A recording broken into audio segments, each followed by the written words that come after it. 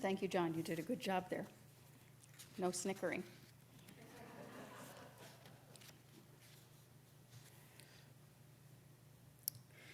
It took until Wednesday to return to center. One minute I am peacefully gazing out on blue waters, warm sun, and a gentle breeze caressing my face.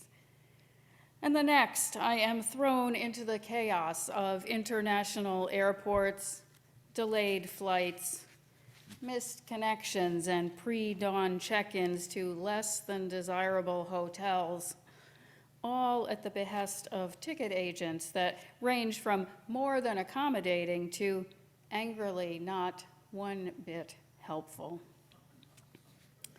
Experiencing these extremes within a 24-hour period is more than the body is meant to take, I was thinking. And my travails are small by comparison. Center is a relative thing, of course, and less elusive when the shifts traverse a shorter distance from it before turning back on themselves in the opposite direction. The back and forth movement of a typical day crosses the center point many times, rarely still for more than a moment. We call this place of stasis balance, and we strive for it continuously, ignoring the reality that it barely exists in comparison to the rest. Today is the vernal equinox, this morning actually at 11:33 a.m. It is that time of year when day and night are purported to be in perfect balance, equal amounts of each in the 24-hour cycle that is our days. And there are stories about this state of perfect equilibrium, which suggests that you can balance an egg at this precise moment, and only this moment, according to some accounts, due to the gravitational pull being equal in all directions. Back in February, I decided to test the myth. I took a dozen eggs out of the refrigerator. All the guidance for this exercise advises that you place your egg on a cloth surface so that if it falls and rolls, it won't be lost in the process, making an eggy mess. I spread my dish towel on the counter. It took the better part of the dozen to accomplish my goal of myth busting, so I can't attribute my success to the towel beneath the egg. But there it was, as evidenced in the slide you saw earlier, standing on its wider end quite comfortably, at least a month before the equinox. It turns out that I'm not the first to bust the myth. It is actually pretty common knowledge that with a little effort, you can balance an egg most any time of the year. And I learned some things about the equinox in this endeavor. On both of the equinoxes, the sun is exactly above the equator, passing directly east and west at 12-hour intervals, creating this idea of equality. Then I read that there is not an equal amount of daylight and night experienced, but that day is, in reality, a little longer. Because our atmosphere causes light to refract or to bend, we see the sun a couple of minutes before it rises over the horizon. The same thing happens when it sets. And on top of that, I learned that the distance between the autumnal and spring equinoxes is shorter than that of the spring to fall, because our orbit is not a circle, but an ellipse, like an egg. And our spinning is not uniform or fixed in space. This movement, the precession of the equinox, is a wobbling motion around the Earth's axis, causing caused by differential gravitational forces of the sun and the moon. This was getting to be way too much science for me. But so much for our ideas about balance and equilibrium and perfect centers. With the sun having come halfway from its lowest path in the sky to its highest, we have this notion that all inhabitants of the earth are experiencing this phenomenon of equal proportions, and take it as a reminder of our commonality as one humanity on this vast plane. We attribute importance to this idea of the oneness of all peoples, that we are grounded in this one simple truth of our existence as beings on this planet, and that from that knowledge, we can move forward in ways that honor each other, regardless of differences. And I don't want to devalue this concept, but I also want us to be mindful of the differences and hold them up as valid too, because there are far more of these than the one commonality, moving left and right, up and down, in all directions, out from this center point, crossing over it throughout time, just as our Earth does in its elliptical dance around the sun. When we get stuck on centering everything and everyone, we leave little room for the beauty of our living and thinking and ways of being in the world. It seems to me that we have defined normal as this state of balance, when in reality, the normal lies in the journey out and back and out again. When we consider normal to be stasis, we give power to inaction over movement. Having just returned from vacation, it occurs to me that I have given more weight to that rather quiet state of rest, that this is what I am striving for, when in truth, it is an extreme based in somewhat magical thinking about what life should be. It's nice, but it's not normal. Those of us who meditate know this in-between state to be fleeting at best.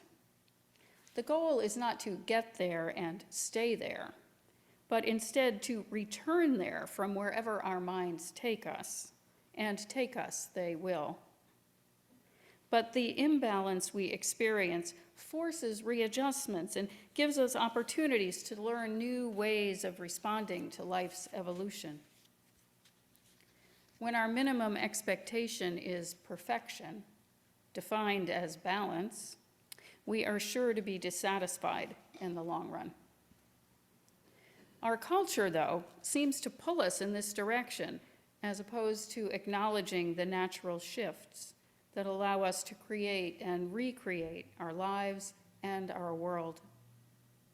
We end up seeing ourselves and our world as less than ideal, when the ideal just needs a fresh look. Movement, shifting, turning, wobbling, all of it gives life to our living. Entering into the dance is where it's at, even if we are sometimes less than graceful, which we will inevitably be. In considering the extremes of my final day away, I began to think about how out of proportion our world has become. Our planet is on a regular path, even with its imbalances.